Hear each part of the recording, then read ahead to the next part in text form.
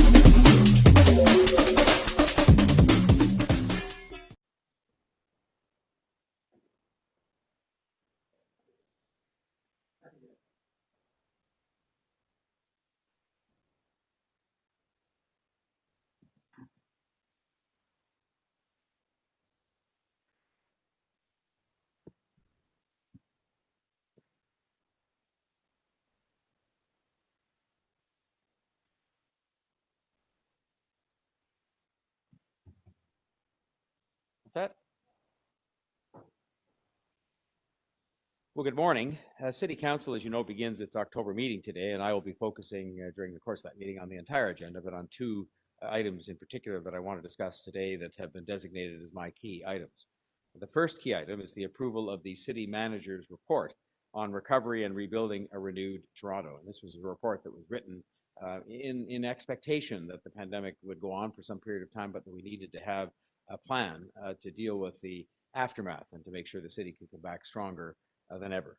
The report going to council today outlines the city manager's recommendations to best position Toronto for recovery from COVID-19 and its very profound health, economic, equity, social, and financial impacts on the city. This is our roadmap to build the city up in the wake of the pandemic. We know that COVID-19 will remain a threat to us as it is today and in the immediate future. So this will also guide us as to how we can continue to reopen safely. In the short term, I have begun a priority push to have in hand safe, doors open safely scenarios so that we can all consider those scenarios for implementation when the modified stage 2 period comes to an end. Developed by Toronto Public Health, these scenarios would be meant to see restaurants and businesses reopen safely and stay open safely, much as we've tried to do with schools with, I think, considerable success to date. But once we've hopefully achieved that greater measure of stability, there will be a need for longer-term rebuilding and renewal. And for the downtown, for business generally, and for our social fabric, these have all been strained by the pandemic, and we will need longer-term plans to deal with them. That's where this plan comes in with its correct and crucial initial focus on the fact, not the opinion, but on the fact that this recovery and renewal must be a team effort, starting with all three governments, not limited to all three governments, because we will need to involve the nonprofit sector, business, and so on, but it has to start with a commitment from all three governments to rebuild and to renew and to implement a plan in the aftermath of the pandemic. Toronto simply cannot do these things alone. My second key item will be on winter patios. I am determined to make sure that we do everything we can as a city government in the short term to help restaurants who are willing and able to set up winter patios. And I recognize no single thing we have done or will do for the restaurant business is that kind of magic solution that gets them back on their feet. But we're trying to do everything that we can. And for those who are in a position to take advantage of the winter patio option, we want to make sure that we're not in the way. The recommendations that are going to council today will ensure that the city allows for winter patios on our sidewalks and other spaces and extends many of the planning permissions that were put in place to facilitate patios earlier this year. This is the right thing to do as part of a program to try and assist these businesses to get back on their feet. We know that winter is coming, and we know that we need to support winter patios where they're applicable as much as we possibly can. So we're giving businesses the flexibility to operate where it is safe and where it is possible during the winter months. Safe, of course, when I make reference to operating safely, must include compliance with ventilation requirements that are set out in the provincial regulation.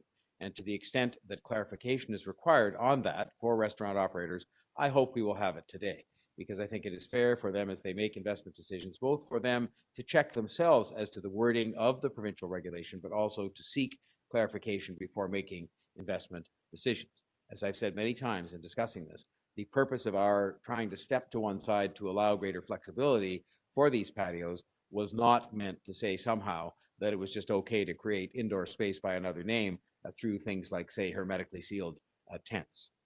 While we also have some limitations with respect to patios in curb lanes and ensuring that we can safely clear our roads from the snow, there are opportunities to allow us to continue the success of patios through the winter in areas such as sidewalks and private property, including parking lots. And so it is my hope that following this meeting, our officials will be communicating these changes to the restaurant industry so that they have a clear understanding of what is allowed and what is encouraged. I have also been in direct contact as recently as yesterday with the Deputy Prime Minister and Minister of Finance, and continue to put forward suggestions from the restaurant industry with respect to ways in which the programs the federal government came forward with, which were very responsive, are as responsive as they can be to the direct concerns expressed to me in summit meetings that I've been having with the hospitality industry to understand their concerns and make sure to the maximum extent possible I assist them in seeing those addressed. But that really is a big part of the thrust behind seeking these open safely scenarios from the medical officer of health so that we can get these businesses open again and hopefully keep them open once the period of stage 2, modified stage 2, has elapsed. Those are just two of the items on the council agenda. There are more than 100 items up for discussion in total, including moving forward with our freight and goods movement strategy, which helps to better manage deliveries in the city, which is important to a lot of people, both in business and people trying to get around. Approving the interim shelter recovery and infrastructure implementation plan to shift to a greater focus on supportive housing. Creating new supportive housing opportunities in Parkdale in partnership with the University Health Network and the United Way of Greater Toronto, and continuing the implementation of the Tenants First report to transform Toronto community housing to help Toronto community housing residents, including the creation of a separate standalone seniors housing unit so that we can better serve and in more an intensive way serve some of our elderly residents in TCHC. I think it is important for people to know that we are focused on responding to the continuing COVID-19 pandemic. Yes, spending a huge amount of our time, a great amount of my own personal time, but that at the same time, the business of the city, the business of growing and building and servicing the city goes on, and that we will be making plans and doing things to help the city residents live in a better place long after the pandemic is over. I'm now happy to answer your questions. Thank you, Mayor Tory. Now we will do questions from the media. It's one question, one follow-up. First up, we have Jennifer Pagliaro from the Star. Go ahead, Jennifer. Good morning, Mayor. I wanted to ask you about the province's decision last week to overrule planning in the West Don lands. That includes a site that's up at council, or was supposed to be up at council today. I'm not clear what's going to happen now. That includes open door incentives. And I wanted to know whether what the province did is how you imagine partnering with the province on provincial land to build affordable housing with city money. Well, first of all, we do have to acknowledge it's their land, which is a factor in all of this. You know, the fact that there may end up, and hopefully will, we certainly will be very determined to see lots of affordable housing on those lands, is also something that, you know, will in the end be a plus for the city. However, the ministerial zoning order, let's be clear about that. It is a device, I believe, that was put there in the provincial legislation to be used on a fairly selective basis, a very selective basis, and most often either at the request of the city or certainly in partnership with the city. And so there are instances I can say, for example, with respect to some of our supportive housing initiatives where we've asked for a ministerial zoning order. but I think the practice should be and should revert to being what I think it largely has been in the past, which is that it basically only happens when the municipality either asks for it to try and expedite something, or when it is done in very close consultation and partnership with the city to achieve some objective that I think most people would agree upon. And so I hope we can sort of have a look at this with the minister and go back to a day, notwithstanding some of the benefits that could flow from these particular decisions, go back to a day where this was selectively used and used, almost every time, either at the request of the city or in very close consultation with the city. Because in the end, the city should have, the domain over its own planning decisions within our boundaries. Is this not another example, Mayor, of the Premier sort of acting like he's in your role? I was told by one of your council colleagues that city planning actually discovered this by accident. It sounds like they didn't even bother to tell anyone that they had done this. Well, I think it is less than ideal to have it happen in this circumstance, whereas I understand it, it may well be somebody discovered it, but I think we heard about it literally on the eve of when it was actually happening. And it wasn't a call to say, what do you think about this? Or, what is your thought? But rather to say it's happening. And I think that is a less than ideal situation, to say the least. And I don't think it's an example of any particular behavior on the part of the Premier. As I've said many times, he's been a good partner to Toronto, the vast majority of the time, certainly on COVID-19 without exception, and on many other matters as well. However, I think when you have a tool, a legislative tool like this that is so powerful and that can so easily override, even just the consultative process, let alone the decision-making process of important developments in the city, it should be used very sparingly. It should never be used where the city learns about it in the dark of night, the night before it happens. I think we have some discussion to be held on that with the province so that we can make sure we can, have this happen in the way it's happened during COVID-19. Close consultation, lots of discussion back and forth, sorting things out usually where we have some kind of an agreement between ourselves, as opposed to things being imposed on us. I just believe the City of Toronto is too important in the context of the size and scale of the planning decisions we have to make here and many other kinds of decisions, that our government is too accountable, has its own degree of expertise about what's good for it, and that it is not appropriate in 2020 to have those kinds of things, routinely overridden by the wishes of the province on this and many other matters. And so I think we should have some discussion to try to, find a better way. Thanks, Jennifer. Next up, we have Lucas Meyer from 1010. Go ahead, Lucas. Thank you very much. Sort of on the same wavelength that Jennifer was asking about.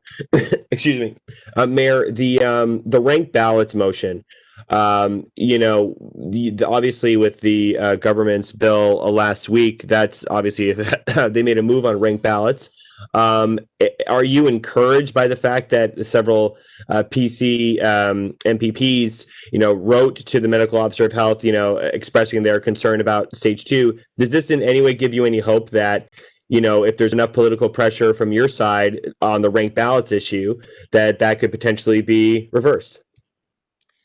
Well, what disappointed me about this was it was a solution in search of a problem. I didn't hear anybody saying this was a grave problem. It was already in effect in one city, and I think it had been carried out relatively successfully there in a previous election. We were on track to do it in 2026, and we're going to make very careful plans to make sure it was done well, and that's why it was a bit delayed. And again, I think it should be left within the purview of especially sophisticated municipalities like ours, but I can't distinguish between us and smaller cities. I think we should be left to decide how people are going to get elected in our municipalities. And in our case, I was a supporter, and I am a supporter of ranked ballots, because I believe it will help to diversify our council, which is something that we need to do, and to encourage new people to enter politics. And I think just as importantly as both of those, I would say it's going to increase the civility of politics. And I think you all know how much I believe that it is so important to maintaining public confidence and to getting good decisions made that we have kind of a civilized discourse. And I think ranked ballot elections encourage that. So I hope that our motion and other pressure that may come upon the government will cause them to, revisit this, just in the sense that I think the reason given as to why they had to do it, which was something to do with expense and hassle during a pandemic, didn't really hold very much water, to be frank. We'll see what happens. I believe it still would be a step forward to let municipalities make their own decisions on this, and a step forward for those who did it, which would have included, I think, Toronto, to actually be in a position to do so. But are you encouraged based on what we saw with the letter from Ms. McKenna and Mr. Gill that there seems to be some willingness when there is enough political pressure? I mean, that they could reverse the decision. I mean, there's been times when council has pushed back on provincial moves and nothing's happened. To be candid, I think this matter is so little understood by the public that you'll be hard pressed to get, any kind of, big public momentum behind this, because it's an obscure topic in the sense that I think most people, understand how elections work because they've always worked the way they do now. But I think the notion of some other way of operating elections is not something people have spent a lot of time on. And, so I think in that sense, the opportunities to get the government to change its mind are limited, but not zero. So, because if I thought they were zero, then, why would we bother spending the time passing this motion? I hope they might think about this again because, as I say, it was a solution in search of a problem. But am I sort of thinking that they're going to, in the next 5 days, say, we've reconsidered and we're going to change our mind on this? I wouldn't expect that, but there's always hope. Thank you, Lucas. Next up, we have Matt Bingley from Global. Go ahead, Matt. Good morning, Mayor. In the recovery plan, the city manager said that it could not be, the recovery could not be made on the backs of taxpayers, but he also did say that the city can't keep going back to other levels of government looking for money. So there will have to be, the other shoe will drop at some point. So I'm just wondering if you could say when a tax increase may be appropriate to help with the city's recovery. Well, first of all, I think what the city manager was saying with respect to approaching the other governments for money is that we can't keep going back on kind of an episodic basis. Every single quarter, every single year, you're going back with some new need that you have because the existing financial arrangements as between the different governments affecting cities are not adequate, which they aren't. I mean, they're archaic. They are based on an 1867 constitutional arrangement about cities, and it was never contemplated, I'm sure, at that time, a city, say, the size of Toronto, 3 million people, bigger than most provinces in this country. So I think that's really what it's saying is we've got to come up with a better regime. And I don't think the city manager mentions this, but I think he would agree with me that we don't want to open up the Constitution. That's not the way to go about this. So we have to come up with some practical arrangements that, first and foremost, start with, existing revenues that are taken in by the other governments and having those more fairly applied to the cities where a lot of the delivery of services rest. With respect to the matter of tax increases within the city, I've said repeatedly, and this is not the day to be deciding upon the budget. I've been spending a huge amount of time with the city officials on the 2021 budget. There are problems there, but that we're going at it from the standpoint that neither can we afford to cut services, nor can we afford to see people faced with substantial property tax increases because, both would be counterproductive to the very difficult situation people find themselves in right now. And so we're trying to fashion other answers, including continued help, for example, from the other governments with the year 2021, which is just as much a pandemic recovery year as this year was. And we're talking to them about that very actively right now. And just to shift, Councillor Michael Ford's motion on capping fees for delivery services, you mentioned that you spoke to the Premier the other day. Did this come up and did he signal his willingness to participate? No, I didn't ask him the direct question, will you do this? Because we can't, but we certainly, it was raised in discussion. He knows it's a concern of mine, and I think it's a concern he shares. I think he said so publicly at one of his own media avails.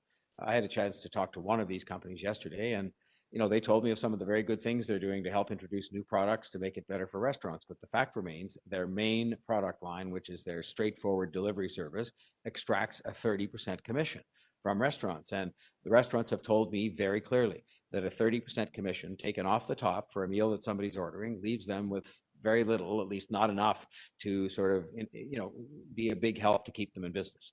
And so my point of view expressed to this company and expressed generally here today, again, would be that these companies, as a matter of good corporate citizenship, but also as a matter of just good business, should be doing something to help their customers, at least in the short term while there are shutdowns going on, and perhaps beyond that during some of the additional period of the pandemic.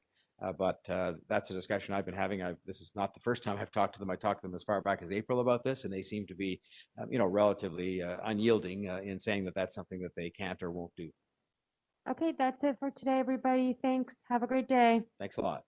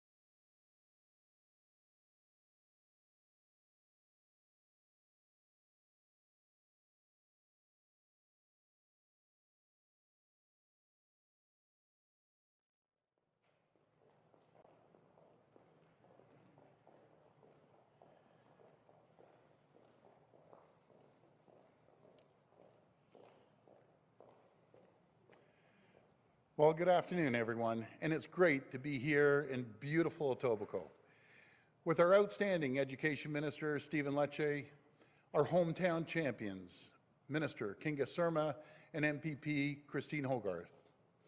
I'd also like to recognize Dr. Yaffe, as well as our local councillors, Deputy Mayor Holiday, Councillor Grimes, Councillor Ford, Trustees Teresa Lubinsky, and Marcus D. Domenico.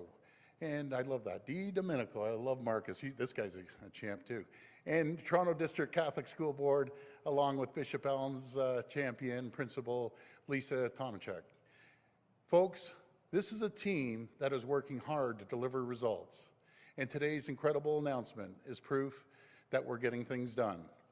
And I always want to take this opportunity to thank the wonderful, and I want to emphasize the wonderful teachers, EAs, principals, custodians, and education staff, everyone who's been working tirelessly to keep our schools safe and our classrooms open. This is a growing community, and there's a lot of young families, and we have to make sure we're keeping pace with that growth and investing in the future. That means getting shovels in the ground now on better transit, more hospital beds, and modern schools, because every parent wants their child to have the access to the best education, to the best teachers and classrooms with an excellent learning environment. Our schools provide a solid foundation for our young people for their lifelong success, and we have to provide a solid foundation for our schools by making the necessary investments to rebuild and renovate. Over the next 10 years, we're investing $12 billion to build new schools and upgrade existing ones. And that includes new builds here in Etobicoke.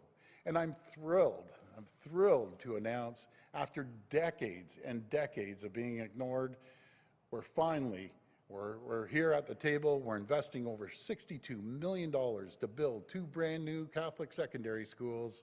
These new schools will be able to accommodate over 2,000 students.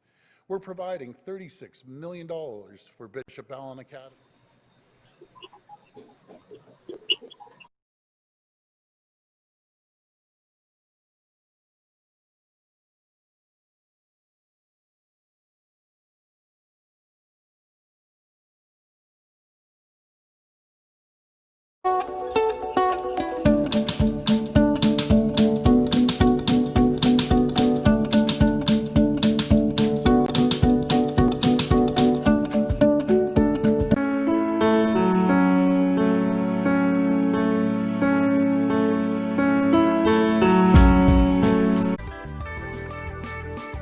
Reality. Thank you. I'd now like to invite to the podium the Member of Provincial Parliament for Etobicoke Lakeshore, Christine.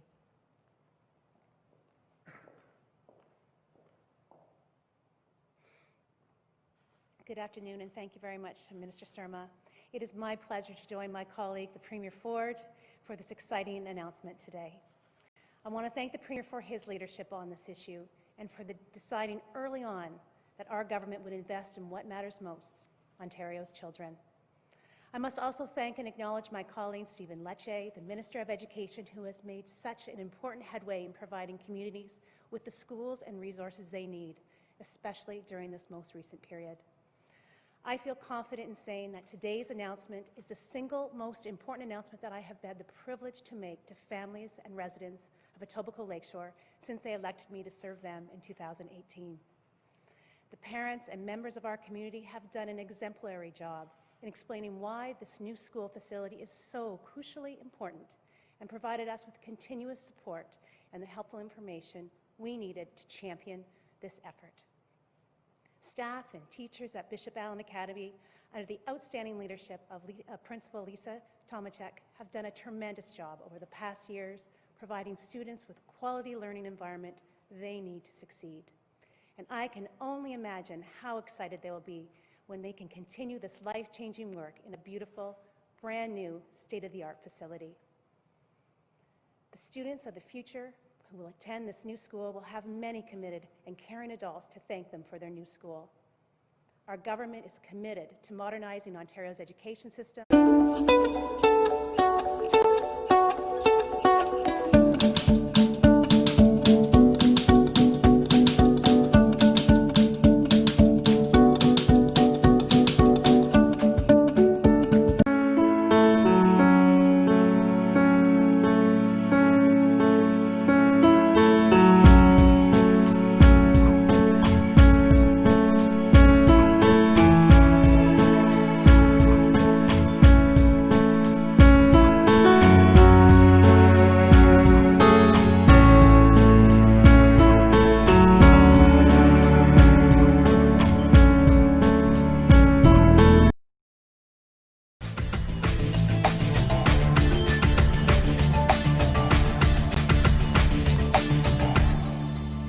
Imagine a sea change in the global economy.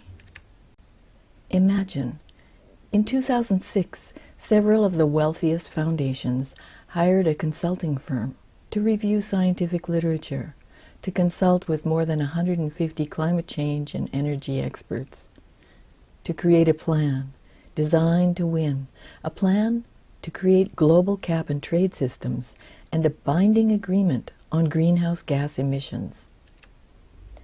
Imagine, they didn't ask you.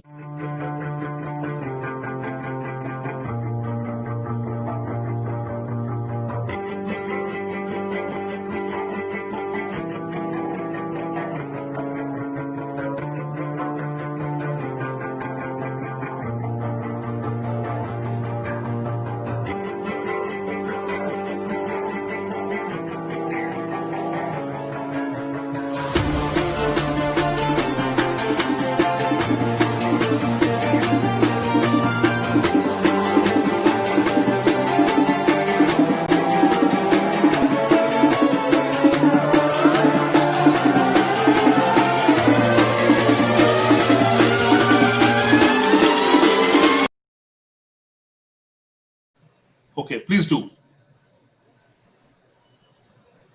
Start recording now? Yes, yes. Okay, please do.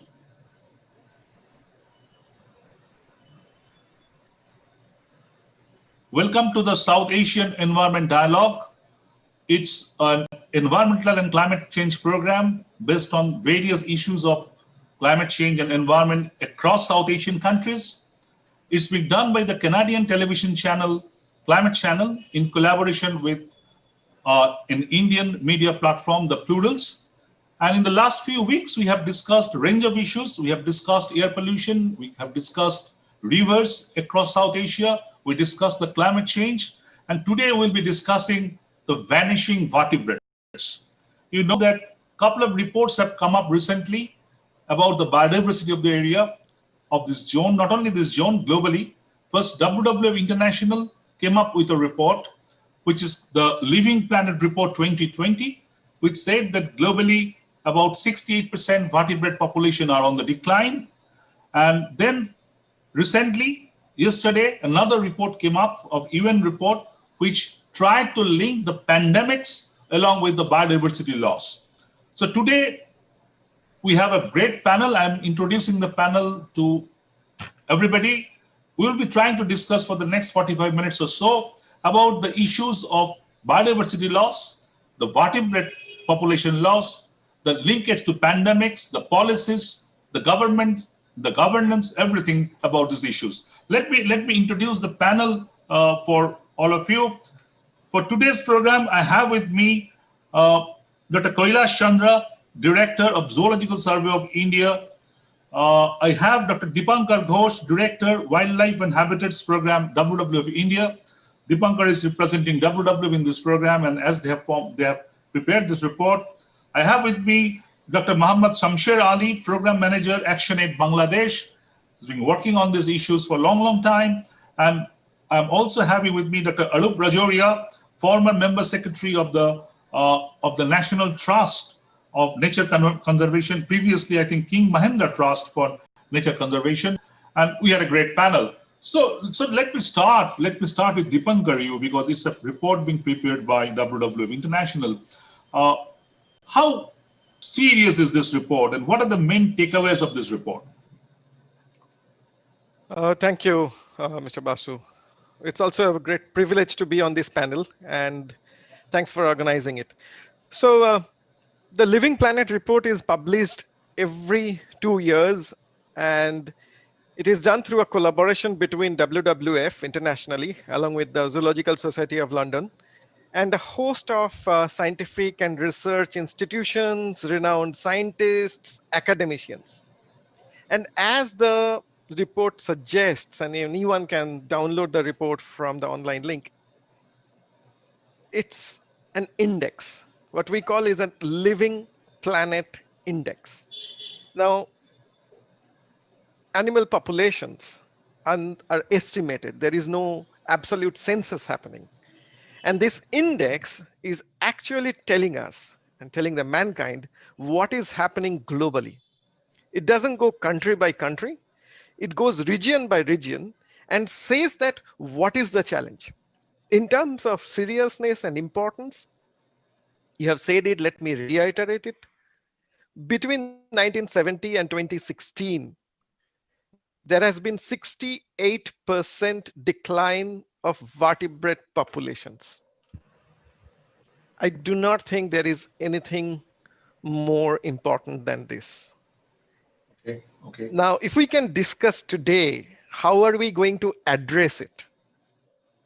What are the opportunities that we have? We have a fantastic panel. We have the head of Geological Survey of India, you yourself, we have representation from Bangladesh and Nepal. So I see that a lot of actions are taking place globally in the region.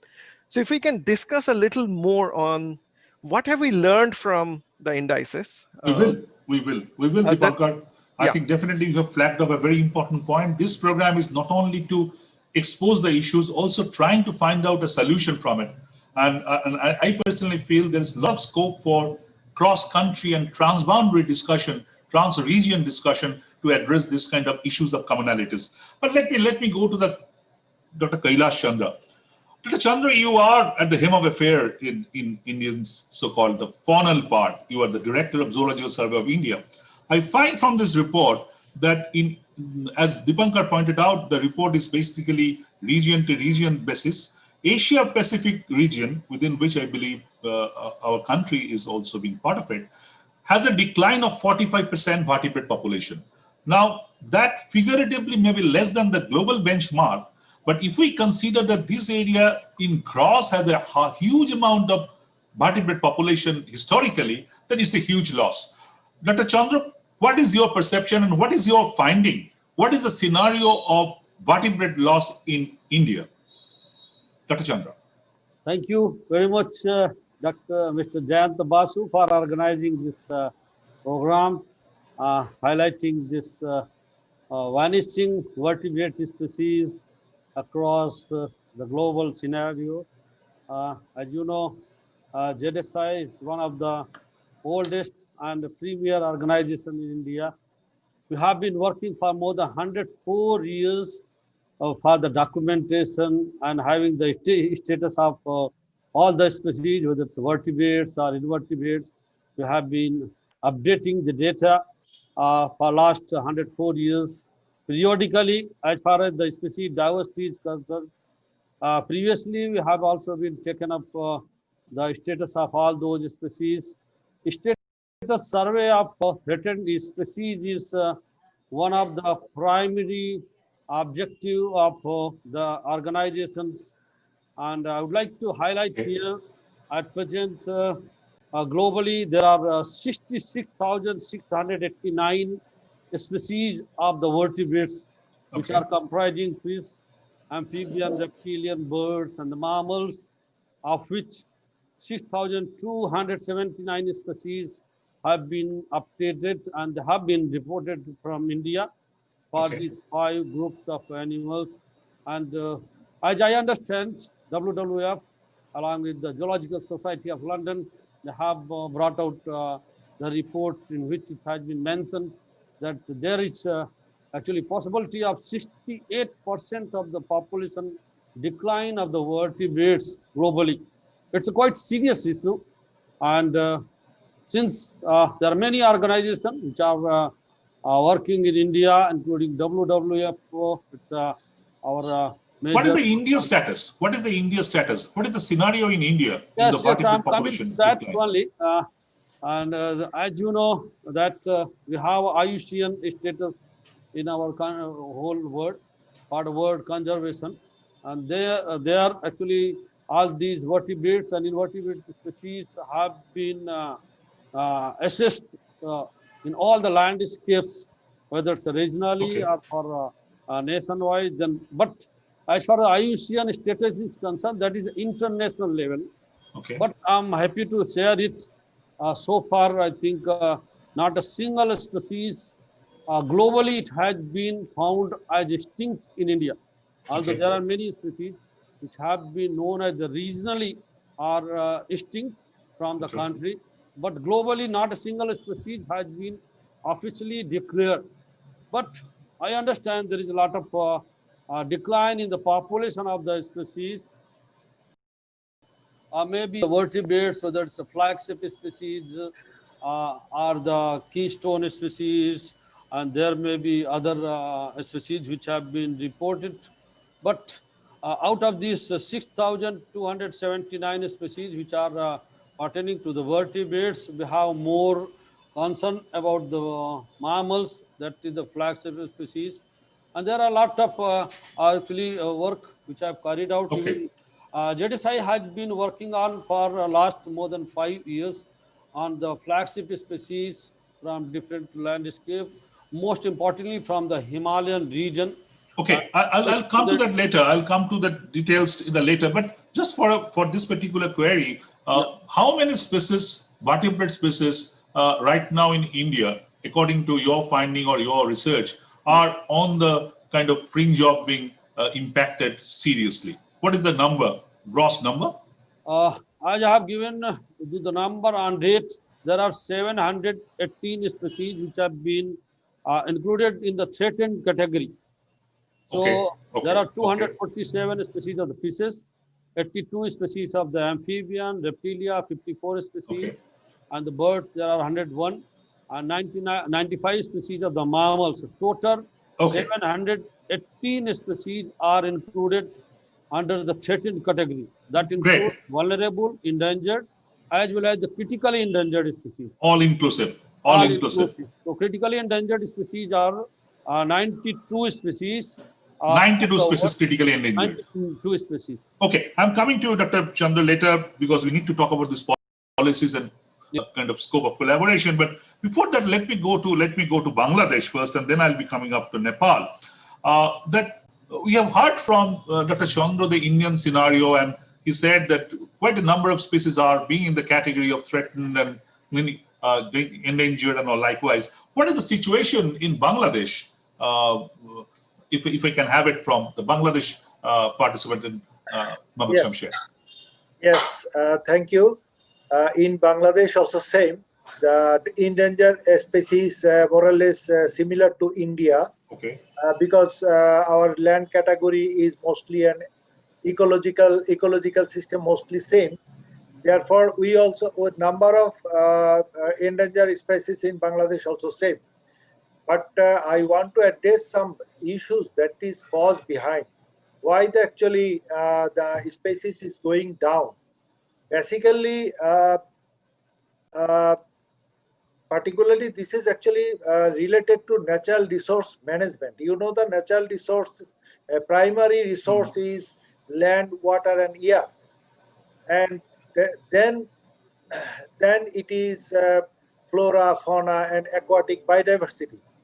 But the management of the natural resource, particularly land, water, and forest and aquatic biodiversity, we have a similar law linking. India and Bangladesh also have a similar kinds of law related to water, related to environment, ecology, related to land. Land management also same. And there are a number of water, air pollution and water pollution. Yes, I think in fact we'll be coming to these issues of causes very clearly. But as of now, you feel that the situation in Bangladesh is almost similar to India? Almost similar to India. Almost similar to India. Fine. We'll be coming to the reasons later. But let me first having the Nepal's view. Dr.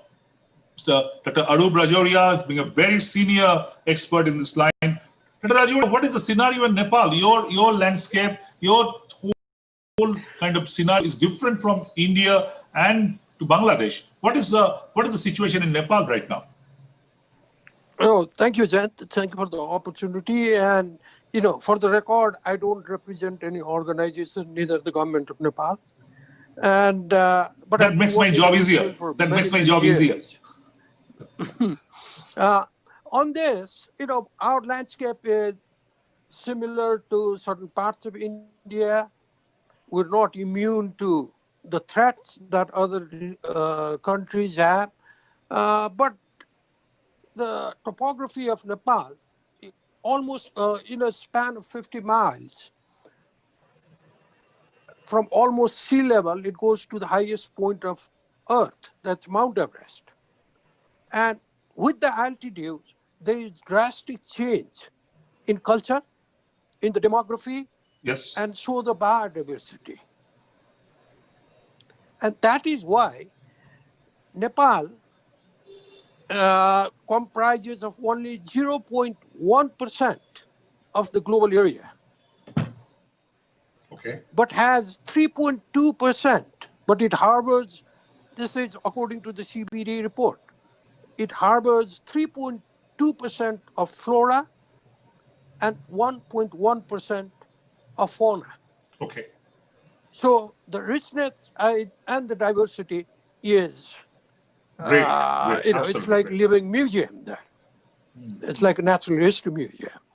And the threats, obviously, and coupled with that, Nepal is one of the most densely populated country, even more than Bangladesh, compared to its cultivated land area. Okay. So, 30-40% of Nepal landmass is just barren mountains. Then there are hills. So that this fertile strip of land bordering India, what we call the Tarai, that's where that's like the breadbasket.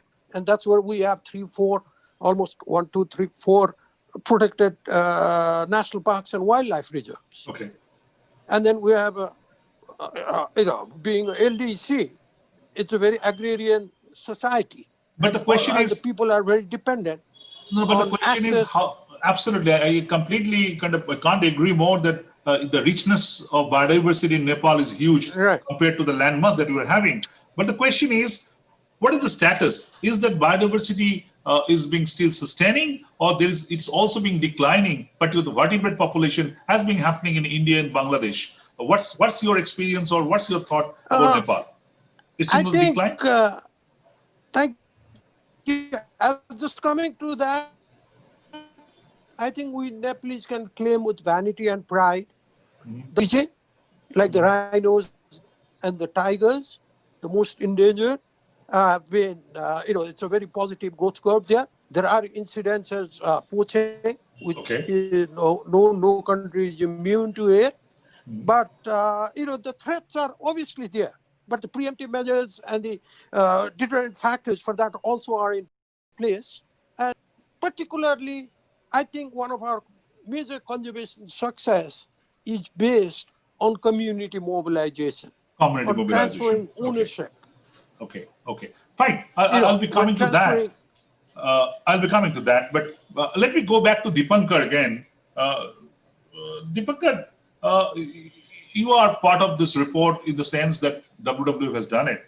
Now I find that when this, as I think all the kind of guests pointed out, the reasons, I think Mohammad Shamshed was also pointing out the reasons part of it. I could find in the report that the major reason for this vertebrate decline is the land use change, wildlife trade, pollution, and climate change. These 4 are being identified. So Deepankar, your take on this, and this is lot to do with the transboundary. When we talk about the wildlife trade, the transboundary point comes into the picture. So Deepankar, very briefly about the reasons and also the scenario maybe in the other South Asian countries, very quickly before we can kind of go up to the others for their observations. Deepankar.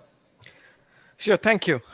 As you have said, and let me explain that there are essentially 5 reasons which have been categorized for the Asia Pacific region.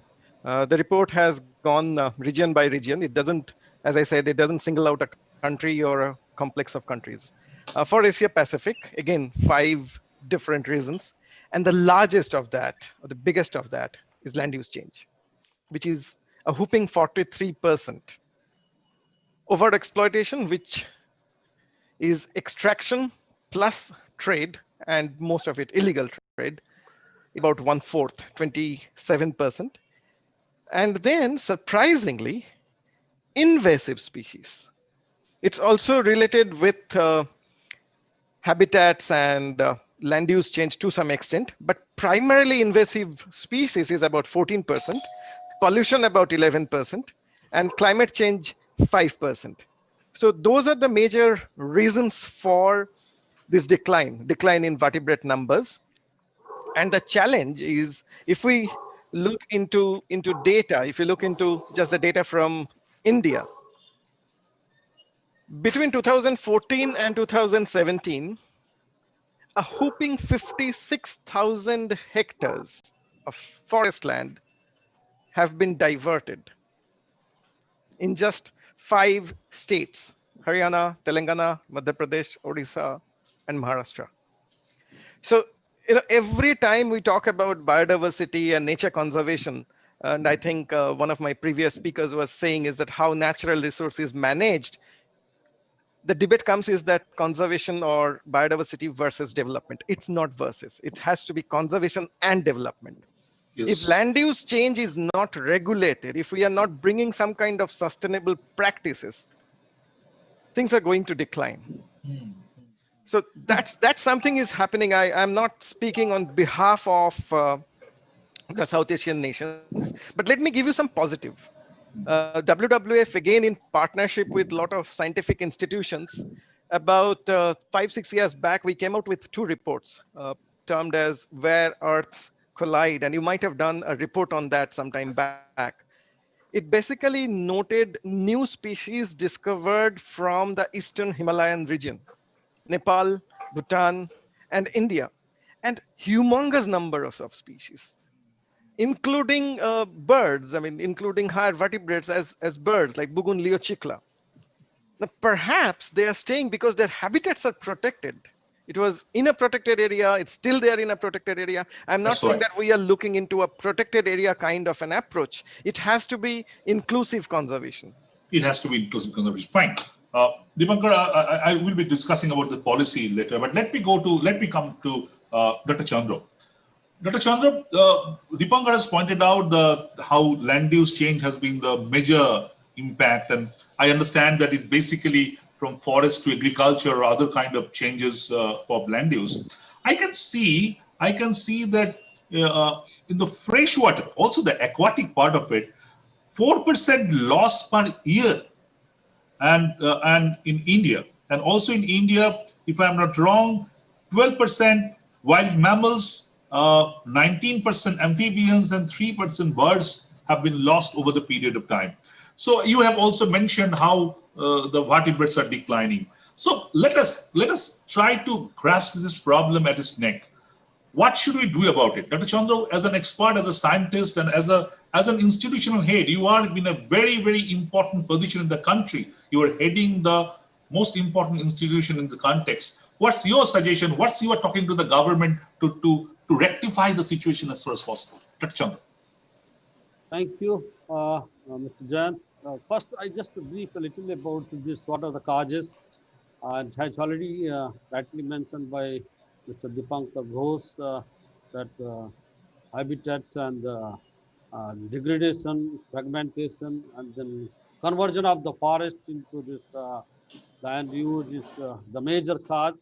Along with that, but to me, at least, along with this, there is a chemical poisoning or the use of the insecticide, pesticides, also has caused a lot of actually impact on the actually freshwater ecosystem particularly, and because entire whatever the insecticide, pesticide used in agriculture ecosystem, that is going to the freshwater and ultimately to the sea. Invasive species, he has already mentioned. In India, we have more than 158 species of invasive species, yes, as far as the fauna is concerned. And 100 species are there in this marine ecosystems. There are around 25 species of the vertebrates. Most of them are the fishes.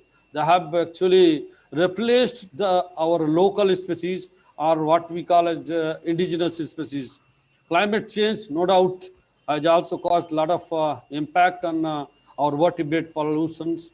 But to me, at least, since I have been observing it, it's all because of the anthropogenic impact. Unless we are able to, it's all we have been creating the problem. Why we have the land conversion? Then because we have to have the health security, food security for the people, and livelihood So that becomes the prime, I think, object for any of the policy makers. And unless we are actually not able to control, it may not be happening across the global or all the countries like Europe and America, but Asian countries, it's a most of the I think important factor. We have to have the control of exploitation of the resources, and particularly natural resources. Okay. And then how it's going to lead it, what are our measures which we have to take it. I think government alone cannot do each and everything for the conservation and for these species, particularly vertebrates. We also need the community participations at each and every level. Although government has notified a lot of our protected areas, there are 907 protected areas. National park, wildlife sanctuaries, Ramsar sites, tiger reserves, elephant reserve, biosphere. So as far as the policy is well done, it's all going on very well. But for transboundary species, we have the CMS, Convention of the Migratory Species, IUCN is there, then CITES is there. But we want to have this awareness program among the people. Absolutely. They should come forward. They should understand what to do. And only the natural resources exploitation, if it continues, whatever the policy we have, I think we are not going to conserve. Absolutely. I'm very frank and very clear.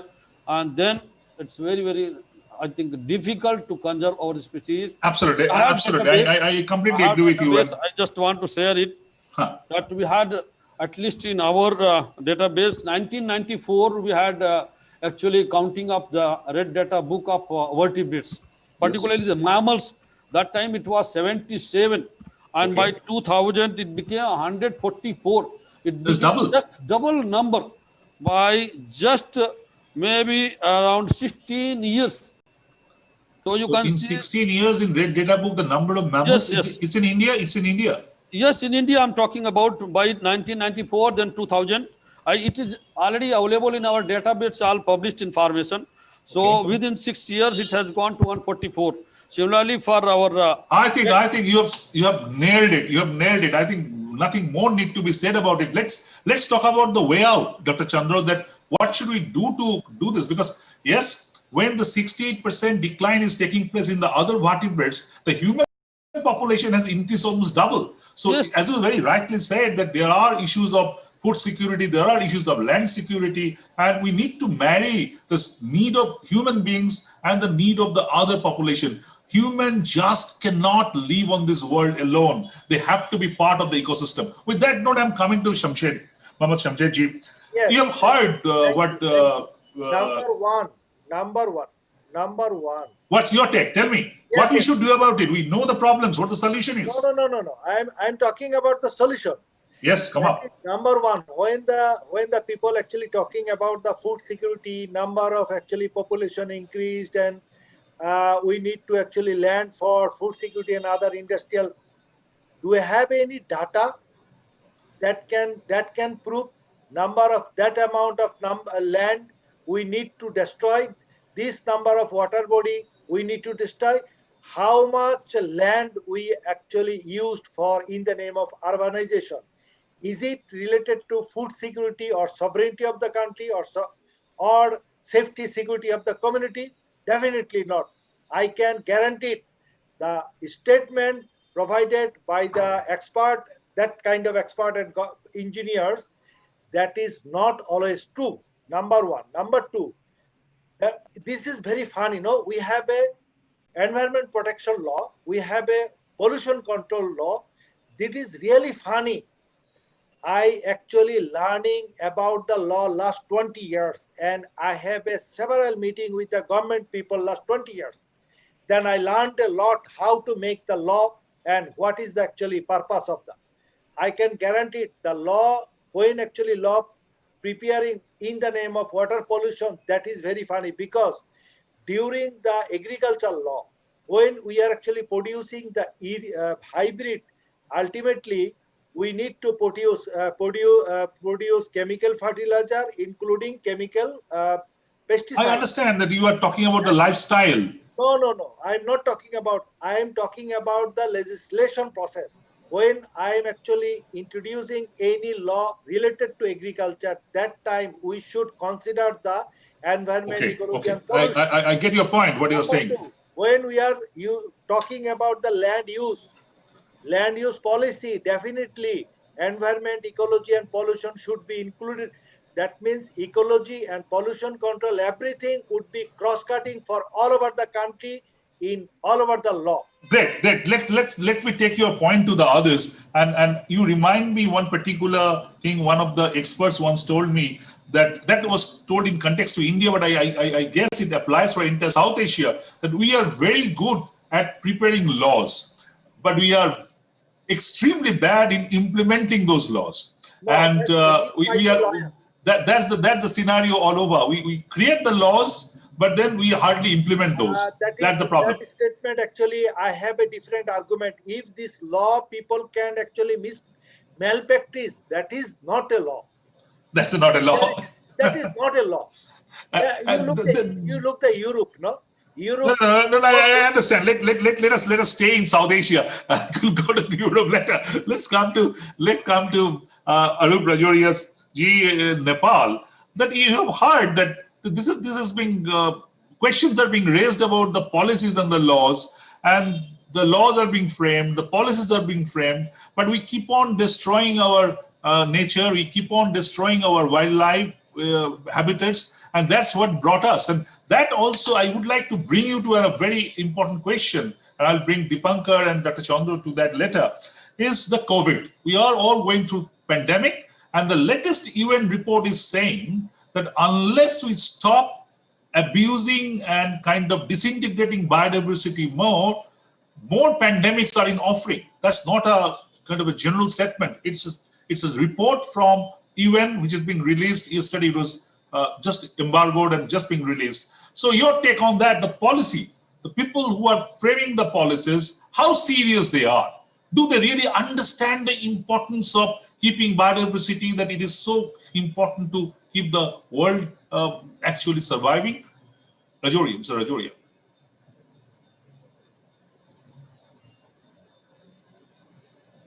You are on mute. You are not audible.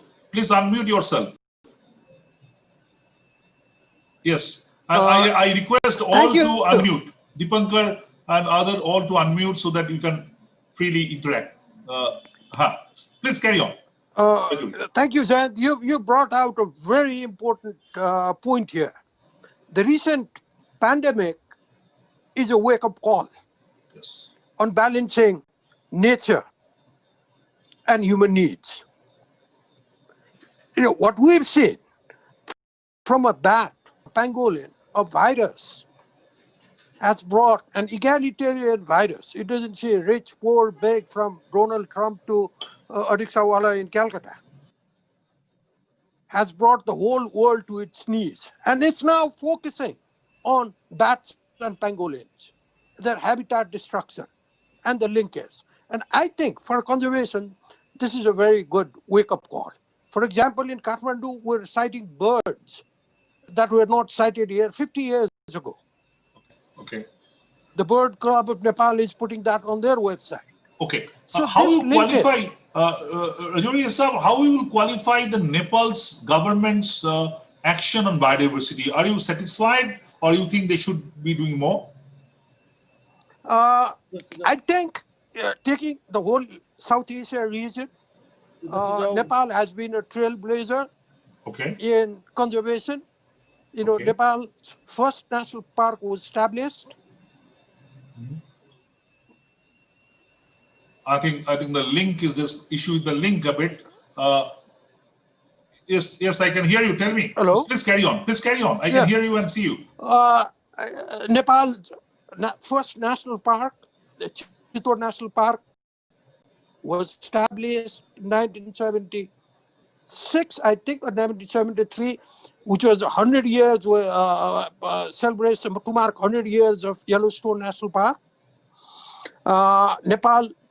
So you are reasonably satisfied with what the government of Nepal is doing? I think Nepal, what the government of Nepal has been doing is the foundation for conservation. Okay. Initiatives were laid very strongly. it has a very strong Okay, foundation.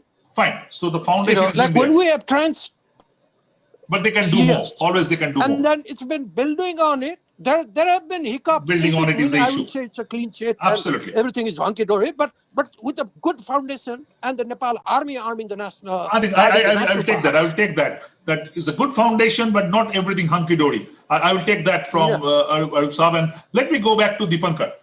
Deepankar, we have heard the train. We have discussed the problems. We have understood the challenges. Yes, what Dr. Chandra has been pointing out. We can argue, we can counter, but the fact is the human population, the way it has been increasing, you have to provide them food.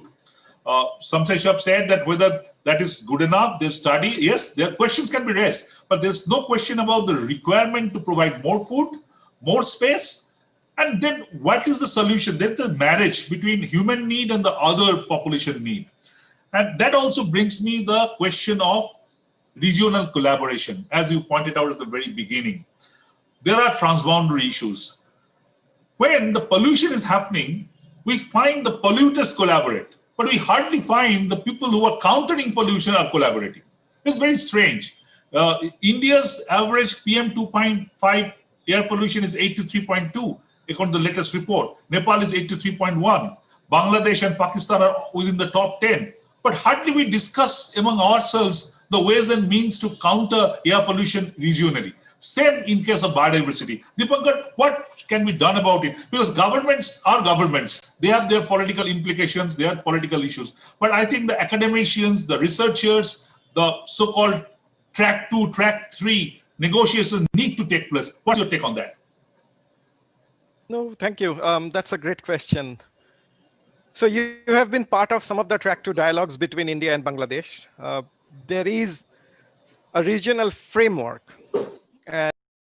And I'm not sure if some of the experts were part of it, but obviously ZSI had contributed to the Bhutan Climate Summit. I think it was in 2011, where the government of India, Bhutan, Nepal, and Bangladesh actually signed a regional cooperation framework, where it had agreed that for climate change, it will work towards a bit of adaptation and to some extent, some bit of mitigation.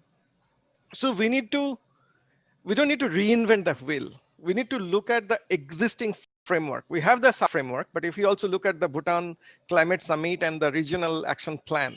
So one is that. The second one, there are bilateral operations between India and Nepal, a very strong one. Tiger monitoring has been done jointly between India and Nepal. The same has happened between India and Bhutan. A lot of transboundary collaboration between India and Bangladesh. Also, there has been a bit of collaboration. People were talking that, can the same protocol be done while monitoring tigers between India and Sundarbans and Bangladesh Sundarbans. Now, I think we need to diversify. I won't say get rid of that, from that tiger-centric approach, because that's something which has given us the tiger reserves. A lot of rivers are flowing out from tiger reserves. A lot of biodiversity are protected when we are protecting the tiger reserves. In fact, Dr. Chandra has also stated that. But if we look at other vertebrates, what's happening with fish? Yes. A lot of freshwater fish, which were there in Bangladesh and India, what's happening to them? Are we getting some of, now being a Bengali and a predominantly fish eater, I can tell you that some of the species that we used to see 30 years back are not common anymore. So what's happening on that?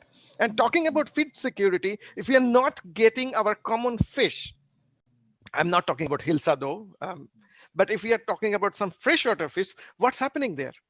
Number one. Number two, what the Living Planet report has also shown is that there is huge decline in pollinators.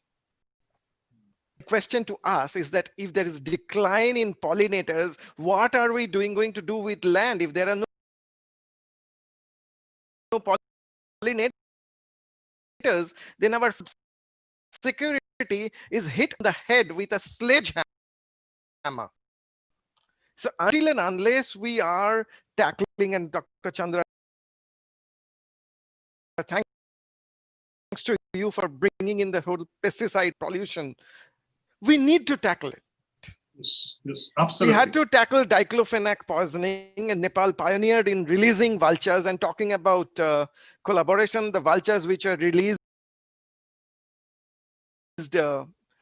in Chitwan in Nepal, they were captured, or rather held back by few people in different parts of India. In the Tarai, people got to know about it. Those vultures flew back, and we know that those vultures are now sighted in Nepal. So we need to, as you rightly said, that governments are doing their bit, but we need to strengthen the regional framework with NGOs, with citizens, and not just who are talking about biodiversity, the corporates, the academicians, everyone, media, media as well. I think absolutely. Also we have a lot of responsibility. Let me just yes, please interject on what Dipankar was saying. Yeah, this vulture issue, I was very involved that time. It was a very challenging and an uphill task because of the diclofenac. The villagers, all the vets were giving diclofenac to cattle, and their cattle were being eaten by vultures, and vultures were dying.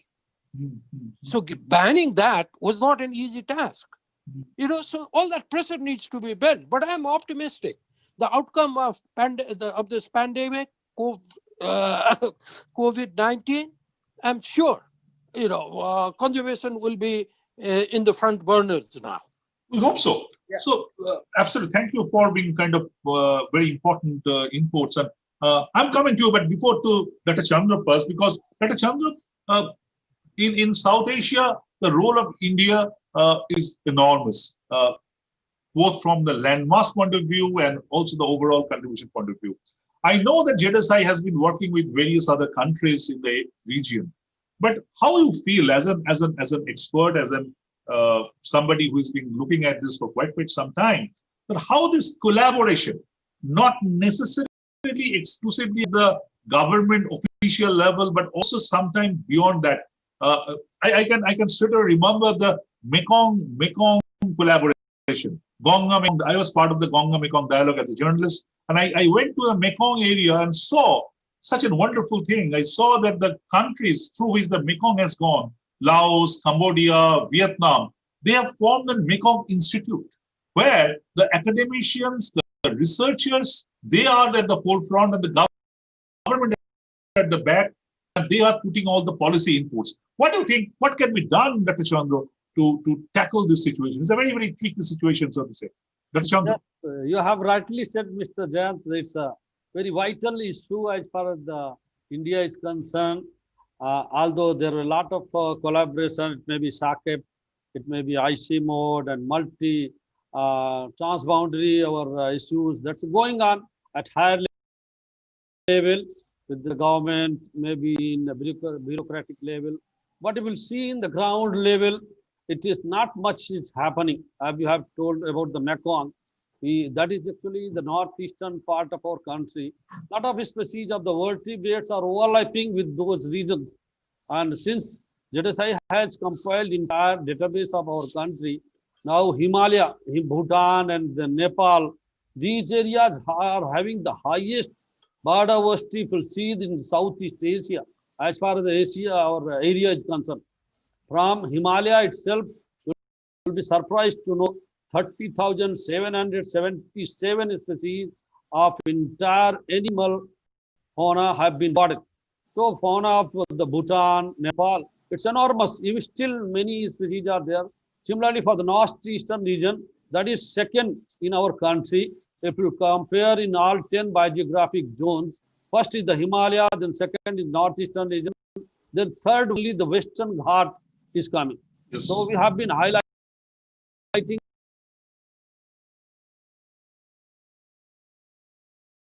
about the Western Ghat. It is now the third as far as the faunal diversity or the biodiversity is concerned. Okay. But as you have been talking, because there is not much work has been done in the ground level, whether it's with the NGOs.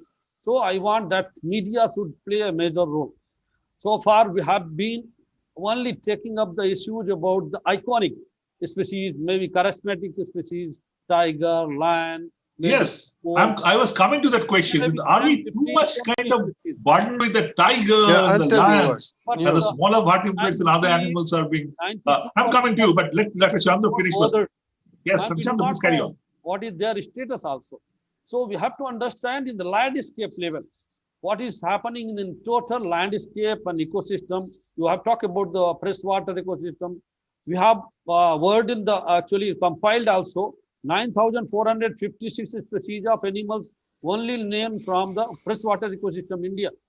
And because now entire our ponds and many of the lakes, their area is shrinking. So once the population is shrinkage is there, that is going to lead the species extinction also. So ultimately,